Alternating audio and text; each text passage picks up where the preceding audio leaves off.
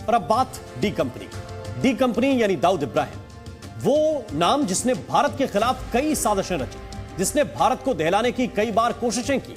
अब उसी दाऊद इब्राहिम पर शिकंजा कसने के लिए एनआईए की टीम इस वक्त दुबई में है।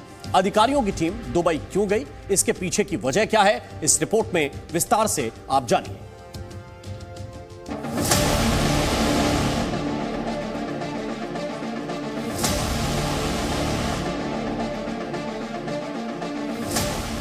दुबई में डी कंपनी पर कसा शिकंजा, एक्शन में एनआईए। दाऊद इब्राहिम के अंडरवर्ल्ड से जुड़ी काली दुनिया का सच खोजने के लिए नेशनल इन्वेस्टिगेटिव एजेंसी यानी एनआईए की टीम दुबई पहुंच चुकी है। एनआईए के 5 अफसरों की टीम इस वक्त उसके संदिग्ध वित्तीय लेन देन के बारे में एक-एक जानकारी हासिल कर रही है। आपको बता दें कि इस टीम में फाइनेंशियल इंटेलिजेंस यूनिट यानी एफआईयू और नशे के खिलाफ काम करने वाली यूनिट एनसीबी के अफसर भी शामिल हैं। सूत्रों के मुताबिक डी कंपनी पर बड़े खुलासे भी हो सकते हैं। डी कंपनी से जुड़े सदस्य एक लंबे समय से हवाला के जरिए दुबई से भारत में टेरर फंडिंग और ड्रग्स तस्करी को अंजाम देते रहे हैं।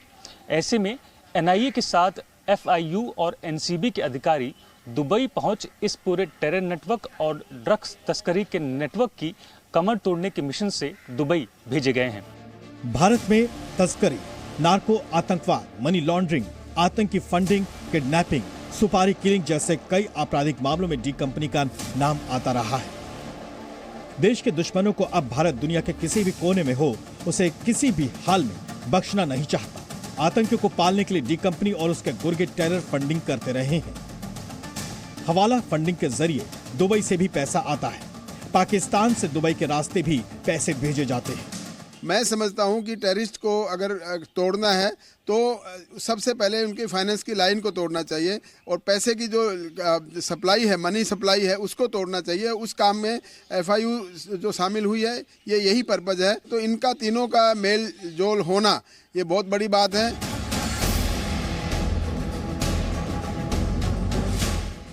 इससे पहले भी पिछले साल 5 नवंबर को एनआईए ने टेरर फंडिंग के ही एक मामले में डी कंपनी पर चार्जशीट दायर की थी। एनआईए ने अपनी चार्जशीट में बताया था कि डी कंपनी ने भारत विरोधी साजिश के लिए दंगा गैंग बनाया है और उनके निशाने में देश के बड़े नेता और दूसरी हस्तियां भी हैं। डी कंपनी के खिलाफ बीते 3 महीनों में ये एनआईए का दूसरा बड़ा एक्शन है। ब्यूरो रिपोर्ट, जी मीडिया।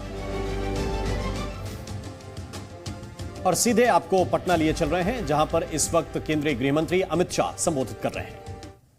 बहुत ठीक तरीके से सोच समझकर रामधारी सिंह दिनकर ने सहजानंद स्वामी जी के लिए कही और आज यही सहजानंद स्वामी का बिहार प्रदेश जिस प्रकार की गर्त में जा रहा है, इसको बाहर निकालने के लिए हम सब ने इकट्ठा होकर संघर्ष करना है। मित्रों, आज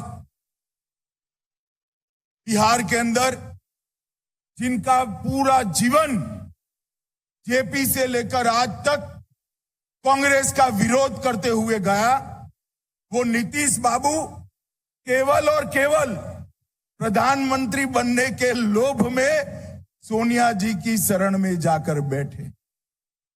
जिस नीतीश बाबू ने उस वक्त जनता पार्टी तोड़ी, क्यों?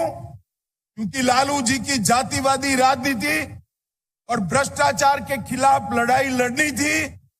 वही नीतीश बाबू आज फिर से प्रधानमंत्री के मोह में आज लालू की गोद में जाकर बैठे। मैं नीतीश बाबू को पूछना चाहता हूं, नीतीश बाबू, हमारे प्रधानमंत्री जी कहते हैं कि बिहार के अंदर डेयरी की बहुत संभावनाएं हैं, बिहार के अंदर पानी है, बिहार के अंदर भूमि है, बिहार के अंदर मेहनत कश किसान है। बिहार में अगर ढंग से व्यवस्थापन किया जाए तो पूरे भारत में सबसे ज्यादा दूध उत्पादन करने वाला राज्य बिहार बन सकता। मगर आप मुझे बताइए, मोदी जी का ये विचार है, नीतीश जी कैसे करेंगे? क्योंकि पशु चाहिए दूध उत्पादन के लिए, और पशु रखोगे तो चारा चाहिए। अब चारा छोड़ने वाले लालू के साथ राज्य का मुख्यमंत्री बैठ गया। किसानों का कभी भला हो सकता है भाई? जरा जोर से बोलिए, हो सकता है? मित्रों, हमने तय करना पड़ेगा।